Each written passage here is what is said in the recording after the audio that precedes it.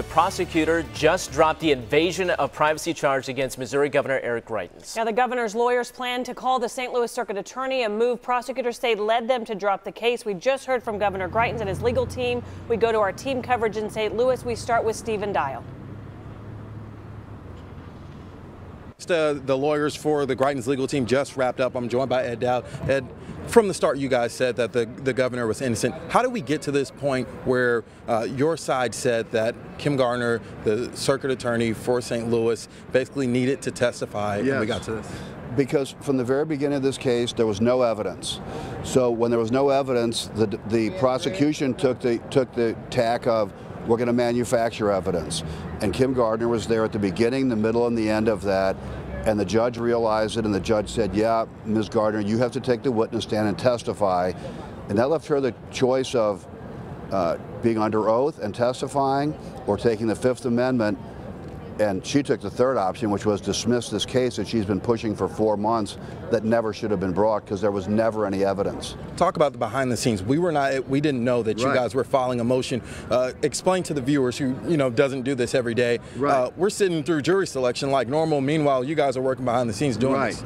Well, we filed a motion that we wanted to depose her, have her testify in court on the stand, which the judge indicated he was going to grant, and that's when they decided to dismiss it. We also filed a motion earlier today with the court, like 5 hours ago, saying, Judge, dismiss this case. There's no evidence for them to go forward on. And they had admitted it. They didn't have photographs. They didn't have evidence of transmission. The statute doesn't cover this conduct. I mean, there was no way this case could have ever been made, and they finally just went, okay, fine, we give up. And they're talking about filing it again. It will never be filed again. And if it is, you'll have the same result where it's dismissed. Ed, thank you so much for your time. Stephen. Thank you for talking to us. Thank you. And I want you to listen to moments before the legal team spoke. Governor Greitens addressed the media for the first time since jury selection started. Take a listen. This experience has been humbling, and I have emerged from it a changed man.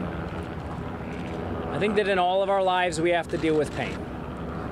I think that if we work through it in the right way, we can work through pain and find wisdom.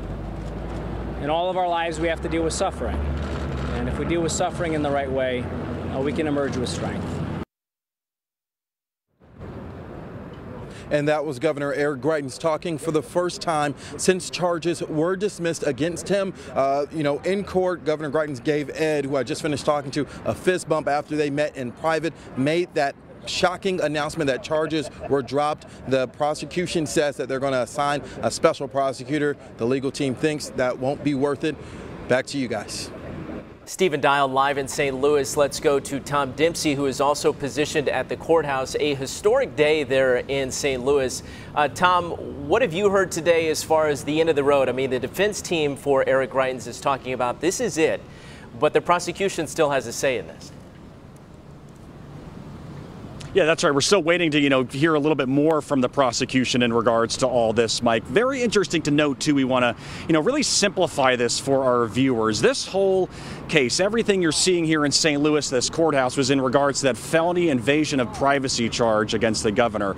He still faces that charge for, using that charity donor list for political purposes. And we do want to add, too, that his attorneys also brought that up during the press conference just now, a few minutes ago, saying that charge should also be dropped in regards to all this, controversy that the governor finds himself in. As Stephen was saying, we were in the courtroom when this announcement was made. We saw the governor, give one of his attorneys a fist bump as he came out. He was smiling from, all of this. And when he gave the speech over there, you can kind of just see him, standing a little bit taller as a result of the, the outcome today with the charges being dismissed. And just to summarize again, one of the quotes that I wrote down, in time comes the truth, said the governor. He has really fought these charges, and he's going to continue fighting these charges. As far as a timeline is concerned, this felony invasion of privacy charge, that could be refiled by these state prosecutors, but it's still unknown if and when they will do that. And the governor still faces that charge of using the charity donor list for political purposes.